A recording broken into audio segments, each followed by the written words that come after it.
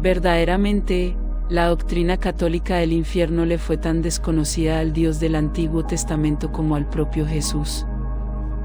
Según el relato del Génesis, viendo Yahvé cuánto había crecido la maldad del hombre sobre la tierra y que su corazón no tramaba sino aviesos designios todo el día, se arrepintió de haber hecho al hombre en la tierra, y dijo: voy a exterminar al hombre que cree sobre la faz de la tierra, y con el hombre, a los ganados, reptiles y hasta aves del cielo, pues me pesa de haberlos hecho. Pero no halló gracia a los ojos de Yahvé. Génesis 6,5 a 8. Este pasaje nos dice, como mínimo, 3 cosas: que Yahvé no fue infinitamente sabio ya que fue incapaz de prever que su creación se le iría de las manos, que fue infinitamente injusto ya que castigó también a todos los animales y vegetales vivos por una maldad que solo era obra de los humanos, y que, al no tener otra forma de castigo posible, tuvo que recurrir al famoso diluvio universal. Parece obvio pensar que Yahvé, en esos días, aún no podía disponer del infierno, que es el lugar natural a donde debe mandarse a los malvados, y que, según cabe suponer, debía ser ya en esa época la residencia de Satanás, ese ángel caído que había truncado el destino feliz de toda la creación divina cuando, disfrazado de serpiente parlanchina, sedujo a Eva con una manzana. Si repasamos el capítulo 26 del Levítico y el 28 del Deuteronomio, donde se describen con minuciosidad todos los premios y castigos, Levítico 26,14 a 45 y Deuteronomio 28,15 a 45, de Dios para quienes cumplan o no sus mandamientos, veremos que Yahvé amenazó al pecador con toda suerte de enfermedades y canalladas conocidas en aquel entonces, incluso con la de convertirle en cornudo. Tomarás una mujer y otro la gozará, le garantizó un sufrimiento continuo, insidioso y torturante, en su vida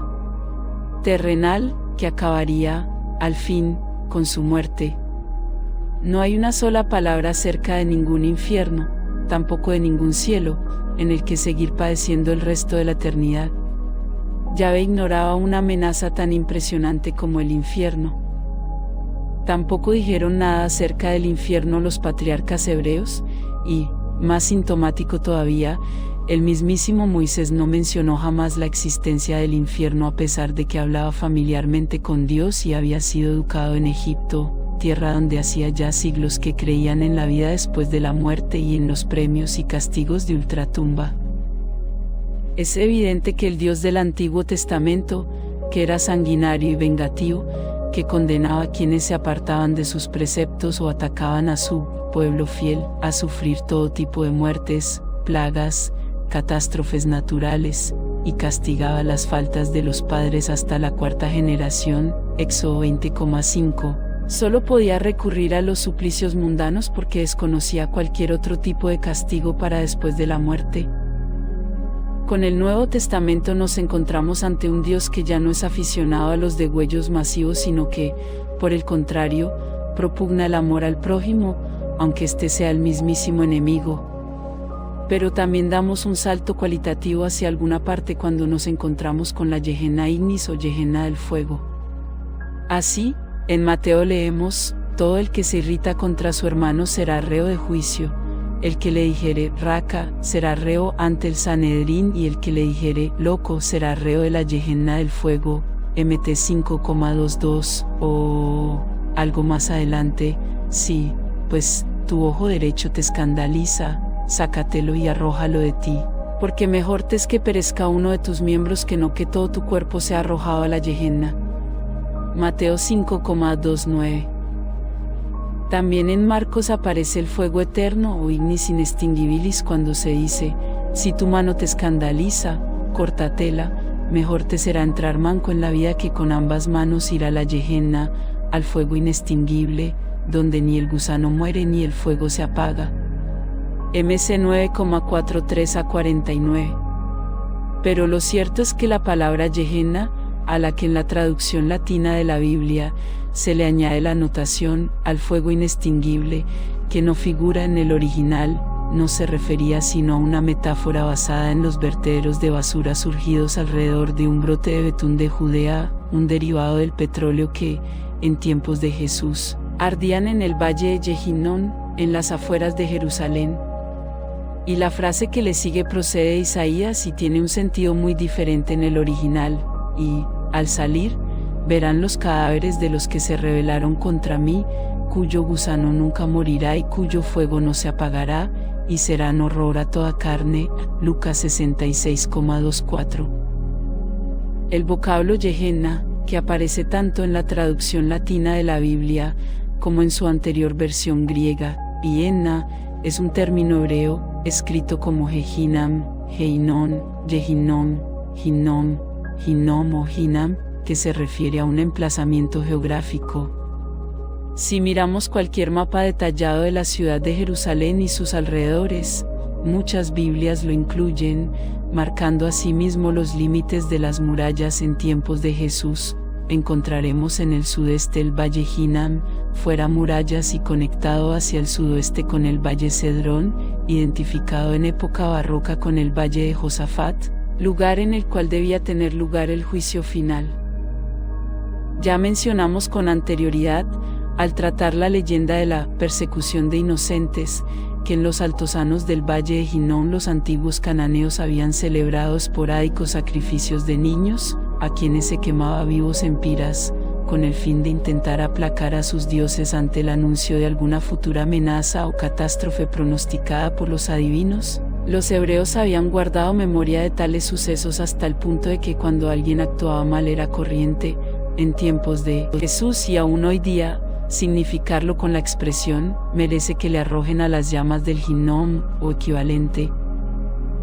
Las referencias al valle de Hinnom son abundantes en el Antiguo Testamento, así, por ejemplo, en 2 Re 23,10 se dice, el rey Josías profanó el Tofet del valle de los hijos de Hinnom, para que nadie hiciera pasar a su hijo o hija por el fuego en honor de Moloc, o en la cita de Jeremías 7,31 cuando se escribe, y edificaron los altos de Tofet, que está en el valle de Ben Hinnom. Ben significa hijo de, para quemar allí sus hijos y sus hijas, cosa que ni yo vuestro Dios Yahvé les mandé ni pasó siquiera por mi pensamiento. Cuando se tradujo Gehenna por Infernus, no solo se corrompió el verdadero sentido de los textos originales, sino que se sentó las bases para construir la invención dogmática que más ha aterrorizado a la humanidad del último milenio, y que más beneficio le ha producido a la Iglesia Católica siempre amenazante. Para los hebreos, según el Antiguo Testamento, los muertos se reunían, tanto los buenos como los malos, en el Seol, donde llevaban una existencia sombría tanto unos como otros, pero, entrada ya la época helenística, según puede verse a través del segundo libro de los Macabeos, apareció la creencia en un doble estado tras la muerte, uno de felicidad, para los justos, y otro de falta de ella, que no implicaba tormentos físicos, para los malvados. Durante los 5 primeros siglos de cristianismo, doctores y santos padres de la Iglesia tan importantes como Orígenes, Gregorio de Nisa, Dídimo, Diodoro, Teodoro de Mopsuestia o el propio Jerónimo, defendieron que la pena del infernus era solo algo temporal, pero en el Concilio de Constantinopla, 543, se declaró que los sufrimientos del infierno eran eternos. El primer concilio de Letrán, 1123, impuso como dogma de fe la existencia del infierno, amenazando con la condena a prisión, el tormento y hasta la muerte a quienes lo negasen. Se abría así camino a uno de los negocios más saneados y descarados de la Iglesia Católica cuando, obrando en consecuencia, se anunció a los aterrorizados clientes del infierno, esto es todos los creyentes católicos, que podían comprar el rescate de sus almas pecadoras y antes de morir legaban riquezas a la Iglesia y contrataban la celebración de misas de difuntos en su honor. La escolástica medieval inventó dos tipos de penas infernales, las de daño o ausencia de la visión de Dios, y las de sentido, que eran los diferentes suplicios, en especial relacionados con el fuego, a que se hacía acreedor cada especie de pecado. La iconografía católica de esta época, inspirada en textos apócrifos, declarados oficialmente falsos, como el Evangelio de Nicodemo, fue la encargada de popularizar las horrendas imágenes de un infierno que ha aterrorizado a incontables generaciones hasta el día de hoy. En este contexto, en el siglo XIII, se inventó una de las claves del negocio eclesial, el purgatorio, que es un estado de expiación temporal en el que supuestamente se encuentran las almas de todos cuantos, aun siendo pecadores, han muerto en gracia de Dios.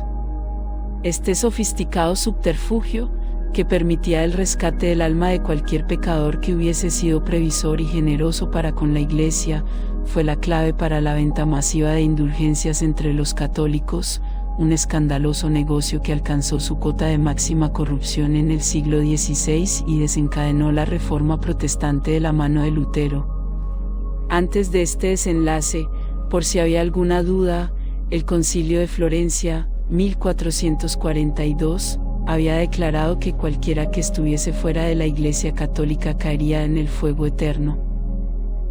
Con la invención del infierno y el purgatorio, la Iglesia católica dio otro de sus habituales y rentables saltos teológicos sobre el vacío, construyendo un eficaz y demoledor instrumento de extorsión basándose en unos pocos versículos que no significan lo que se pretende y que son ajenos al discurso global del Jesús histórico.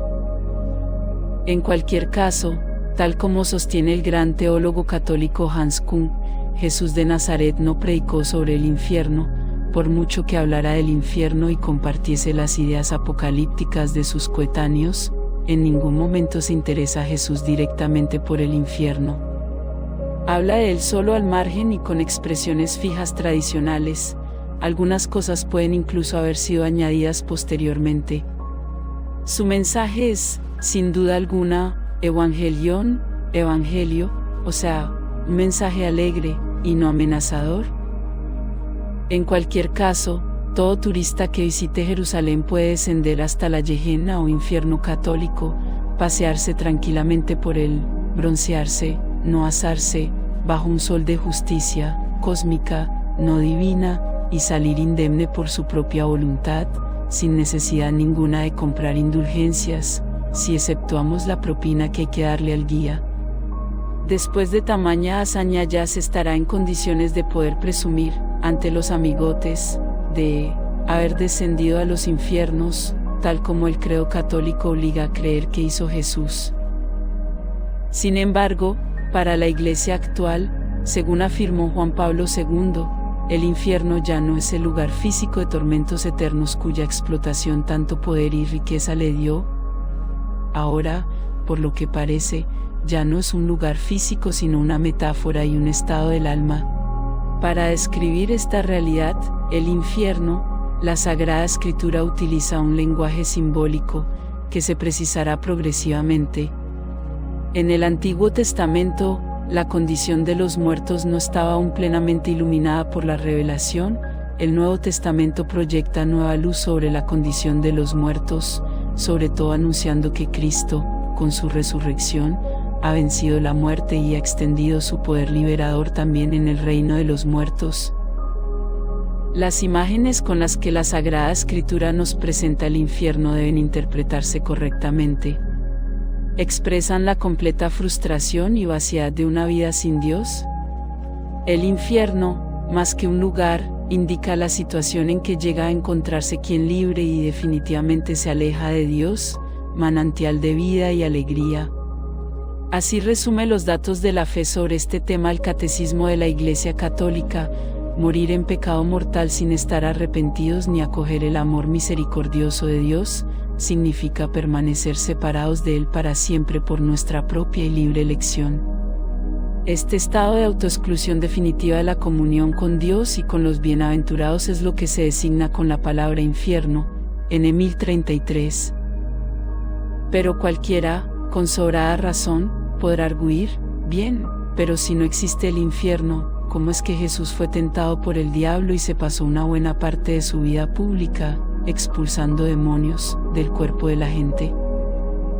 Para responder a esta cuestión hay que tener en cuenta varios elementos. La idea del diablo y sus legiones de demonios procede de la religión pagana persa y penetró en el judaísmo, y en el Antiguo Testamento, en la época de dominación persa, la creencia en los demonios siempre fue secundaria para el judaísmo, aunque en determinadas épocas de crisis sociopolítica, como lo fue la de Jesús y lo es también la época actual, se produjeran fenómenos de intensa creencia popular. A pesar de que Jesús compartió con sus coetáneos la creencia en los demonios, en su mensaje no les concedió la menor importancia ni preponderancia, salvo la de ser una imagen de contraste para su evangelio o buena nueva. Y, finalmente, en los días de Jesús, muchas enfermedades como la epilepsia o diversidad de trastornos psiquiátricos eran atribuidos a la posesión demoníaca. El Jesús histórico del Nuevo Testamento no creyó para nada en la existencia del infierno católico, ni siquiera en la del persa, origen de los demonios, que tanta fama le dieron al ser expulsados de algunos de sus seguidores, y basta con recordar lo que se conoce del Jesús histórico para comprender sus motivos. El teólogo católico Kung aportó al menos una razón teológica para no creer en el infierno y que Jesús seguramente habría compartido. Es una contradicción admitir el amor y la misericordia de Dios y al mismo tiempo la existencia de un lugar de eternas torturas. Esta ha sido una nueva presentación documental 1 a 1 para todos.